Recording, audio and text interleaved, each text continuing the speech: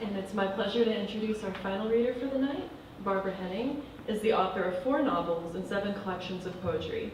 Her most recent books are the novel Just Like That and the poetry collection A Day Like Today. She is also the editor of the books Looking Up Harryette Mullen and the collected prose of Bobbie, Louise, Hawkins, and has taught for Naropa University. Barbara lives in Brooklyn and teaches for Long Island University and Writers.com. Please give a warm welcome to Barbara.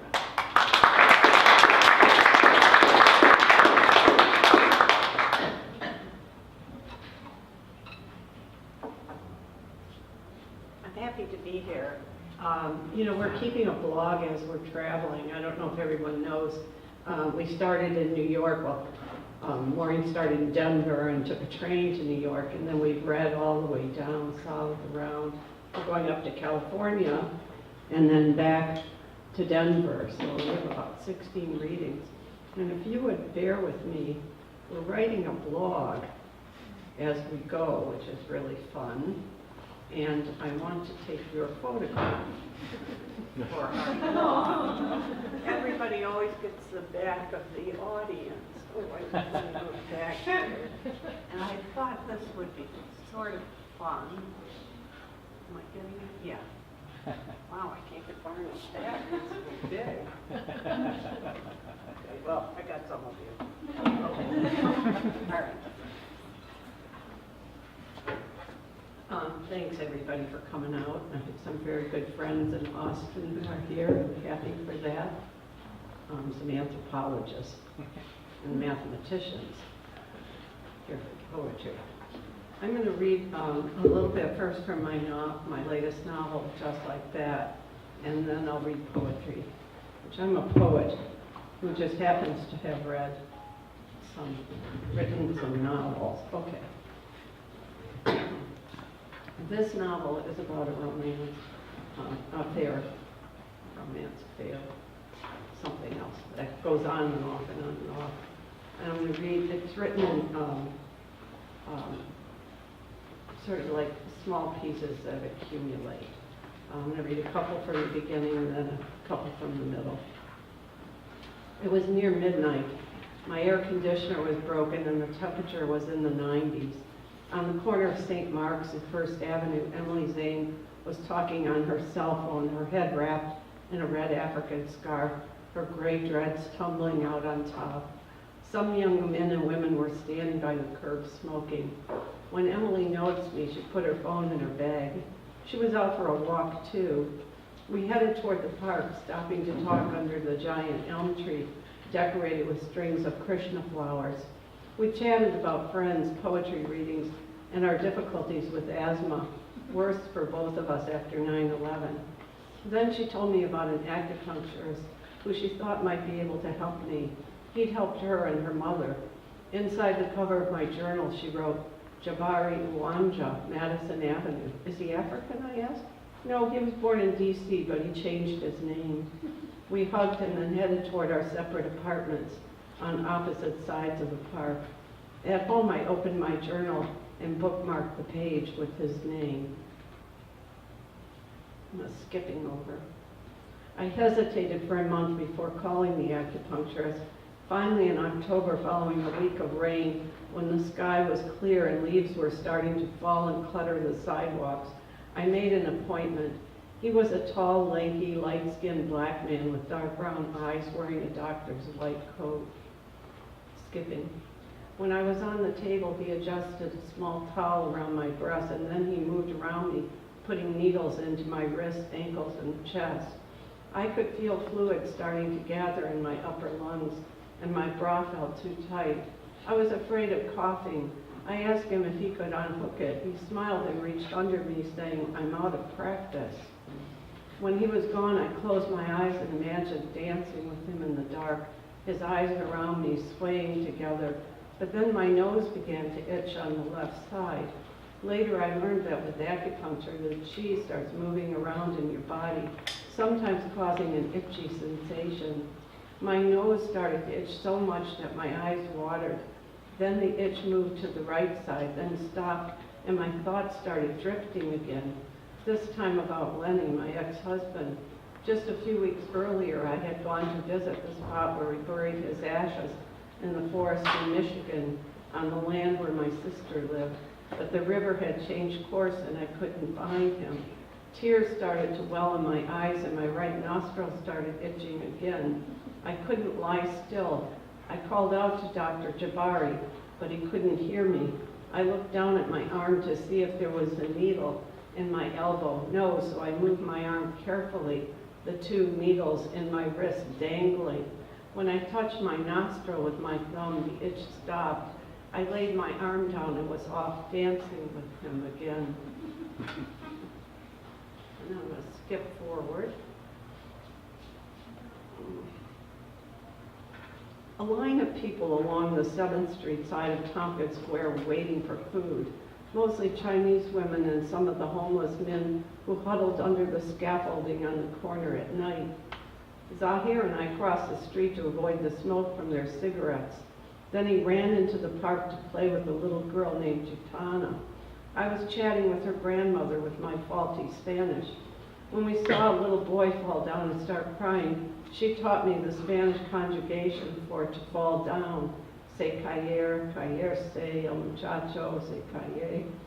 Then Zahir and I headed uptown to his father's office. He scooted ahead on the sidewalk, looking over his shoulder to make sure I was still there.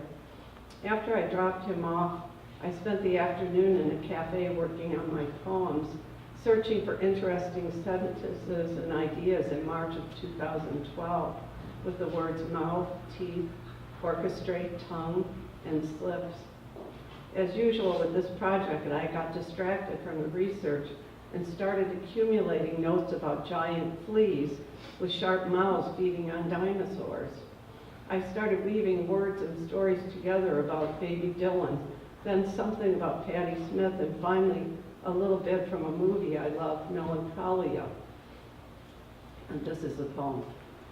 Dylan slips on the bottom rung of the slide. He stands up and starts to cry. Looking at me, he frowns and says, "Grandma, I'm always falling down. Some say hitting bottom is a prelude to a rebound. Fleas were 10 times bigger then, and their mouths were sharp enough to feed on dinosaurs. Our mouths, teeth, and tongues are orchestrated to enunciate the inner and the outer. Crouched down, Patti Smith is naked and clutching the top rung of a radiator while staring directly into Mapplethorpe's camera, the strange and sulky beauty of always. A reflection of gas flames from the fireplace flickering on the window as the planet moves closer and closer to the end of its lifespan, this ravishingly beautiful Earth." It was hot and sticky in the apartment, and the three of us lay down to watch another Miyazaki movie, Princess Mononoke, about a war between forest gods and greedy humans. Zahir was extremely nervous and frightened during the movie. I was expecting a child's animated movie, but instead it was an animated epic with everyone fighting and killing each other, greed and destruction destroying the world. I was mesmerized. Jabari didn't want to turn it off, probably like me, expecting it to turn around any minute, but it didn't until the very end. Zahir was crying and couldn't fall asleep. Jabari gave him some homeopathic coffea to help him calm down. I kept saying, "It's just the color red, some drawing someone made." But for Zahir, it was real. The weather was breezy and bright. I unlocked my bike behind a long row of city bikes new to the city. Day by day, more and more riders. Then off to the West Village, I went coasting down Fifth Avenue around trucks parked in the bike lane. "Move," I shouted as I coasted through Washington Square, past a long-haired guitarist with a small crowd of listeners, across and up the curb, chaining the bike in front of the old chess shop, now empty with a sign, "Everything for sale," the place where Rube had spent many days of his youth hanging out, and later he worked there. At night, Jabari and I talked about his taxes. He said he had an accountant to help. I said, "You people have to know the rules because it's so stacked against you." He started laughing. "You people? Never say that." Then he fell asleep at an angle across the bed, my leg angling over his body. When he turned over to sleep, I huddled into the cord into the corner reading a book. "Hurry up and finish reading," he said. "I want to join you." I slipped out of bed, showered, and then we slept all night with at least one limb touching the other. It's just a little taste of that novel. I'm going to read from A Day Like Today, a few poems. I think it's a humidity here. These were written in 2012. Here we are, off to the stationery store on Avenue A to buy paper and metal bookends. At least 58 people died in Europe this week in a brutal cold wave, plunging temperatures to 17 degrees below zero. When I step inside, I'm suddenly phlegmy and coughing. Blood starts pouring out of my left nostril. A funny old woman hidden inside a blue hooded coat darts out the door. Republicans point at the millions of immigrant workers pouring into the country. Then I look in the mirror and see a funny looking old woman with her head wrapped like a mummy and a tissue stuck in her nose. King Tut's mummy was recently removed from the sarcophagus and placed in a climate-controlled box to be displayed at a museum in Luxor. My husband often had a bloody nose. Maybe we'll find each other in another life. When I think of losing my children, I feel my body crack into pieces. China's cracking down on subversive meditating disciples of the Dalai Lama. Be thankful for now, Barbara. Today, this minute, here we are.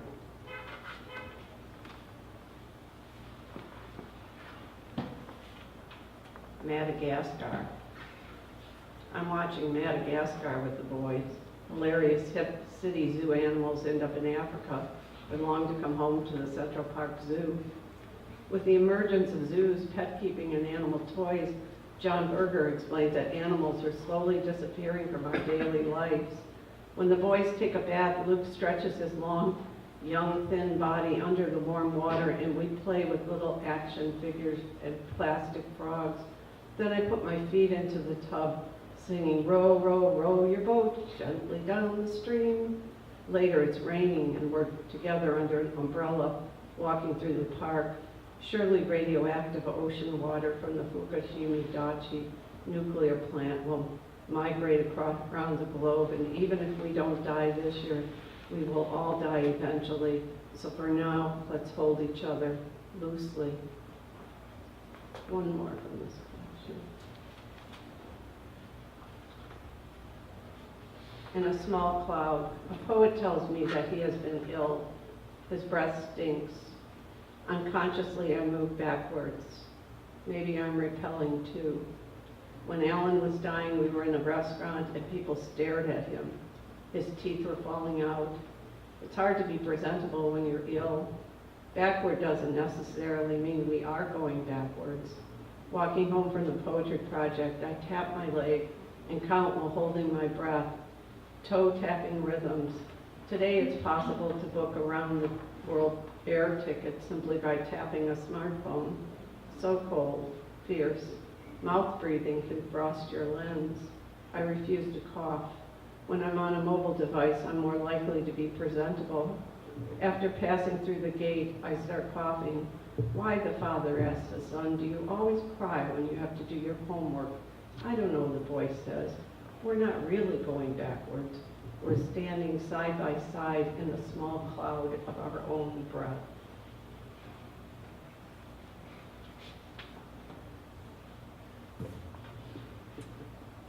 Now I'm going to read a few poems that come from a recent collection that I'm working on called Digigrams.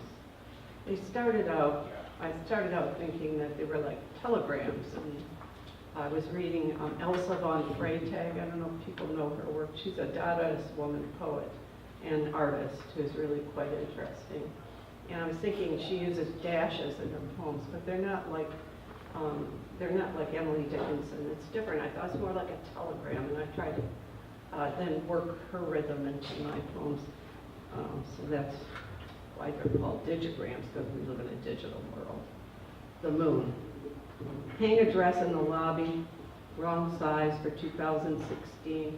once twirled around like a flower on a highway, some on a soon on a hanger in some other closet, reading Walter Benjamin, Berlin Childhood, What Was and What Might Be, a shelter, the rhythm of the railway, ringing of a bell, a butterfly hovering, each passing moment to gaze, to touch, as a child, the moon out a Berlin window, high above the horizon, then a pale circle in the afternoon sky, growing, growing, growing, until it sucks up, tears apart people, place, iron rails, like Krishna opening the veil. It was my farewell, Benjamin writes. O star and flower, spirit and dress, love, brief time and eternity. In 1938, this miniature deleted, perhaps too much, the melancholic grip. Start over at the beginning with children, the weight of the book pressing against my chest. Drift off. I collected what I wanted to take across, he writes, from then to now.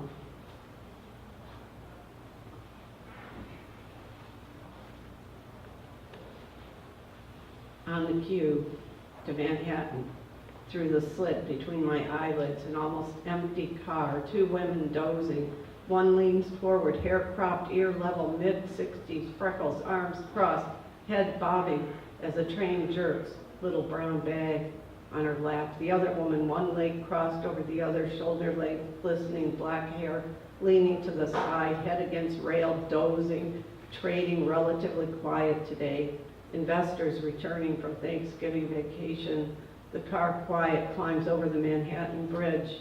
Behind the ropes and rails, the Brooklyn Bridge. Dark scattered clouds, the western sun a golden hue. A 6-foot 3-inch Justinian cross over the World Trade Center. Young adults brought here as children, soon sent to places they never knew. Underground we go, the conductor says. This is Canal Street, Chinatown. The older woman stands up, head still bowed, doors open, and then she's gone.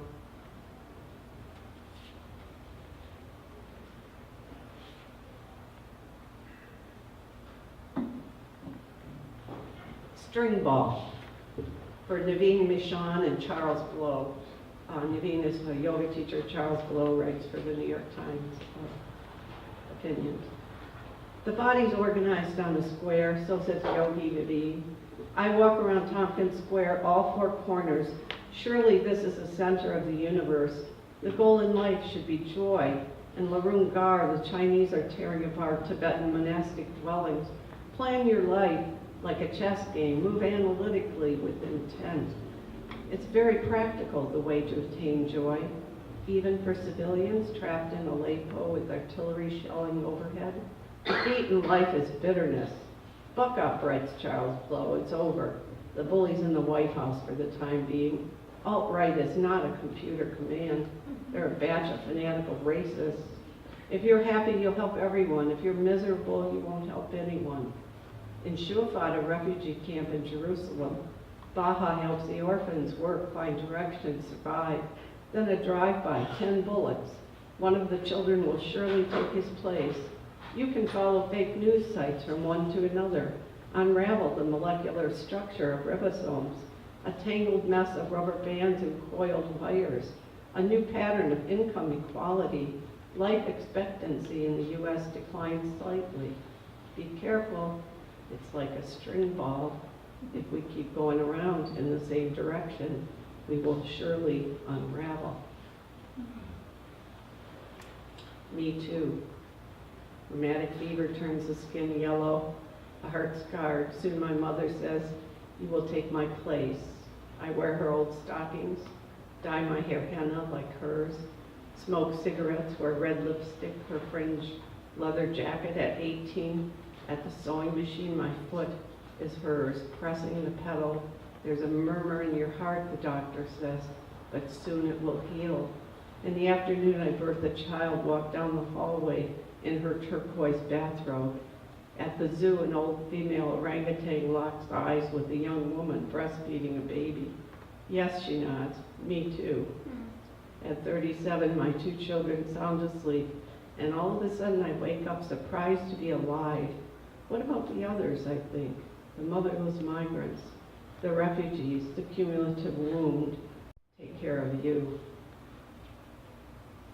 2 more. Chocolate. The dog whines, thumps her tail, pajamas, bare feet, tiptoe downstairs. In the fridge, nothing sweet, no leftover pudding. Scurry up on the corner, quietly, into the cupboard, a box of cooking chocolate. Police officers lie in wait, nabbing the child who sneaks under the turnstile. Unwrap a square, take a bite, uck. Put it back into the wrapper, into the box. Who took a bite? Who did it? Not me, not me. Why so skinny? Second helpings for the well-fed, a lesson learned early on. When they blow a whistle, we scurry to our feet, slam into each other. Enough is enough. Why lavish a bully with the action so clearly he demands? The forgotten white majority, where are we going? Our young life bodies deep inside these flesh bags, heart throbbing, climb down to get away years later, here alone in the dark, me, throbbing, oh, so loudly. This is the last one. With a bang. With a bang, the hairy flower, wild petunia, flings its tiny seeds, sudden and far, how and why. The scientist kneels down, clamps a metal band on a pigeon's leg, her initials an ID number, my broken toe, X-ray recorded at the Bleecker Street station, an old man with head bowed kneeling on cardboard, an overcrowded shopping cart, a sign, repent, the end is near. The Indian guru whispers, the only sin to harm oneself, to harm another is to harm oneself. To repent too much is to harm oneself. On the platform, the next generation leans over a keyboard, rips, breaks, runs, his body hunched, fingers flying 30 miles an hour, all at once released. The seeds spin outward, the bird flutters into the air. Thank you.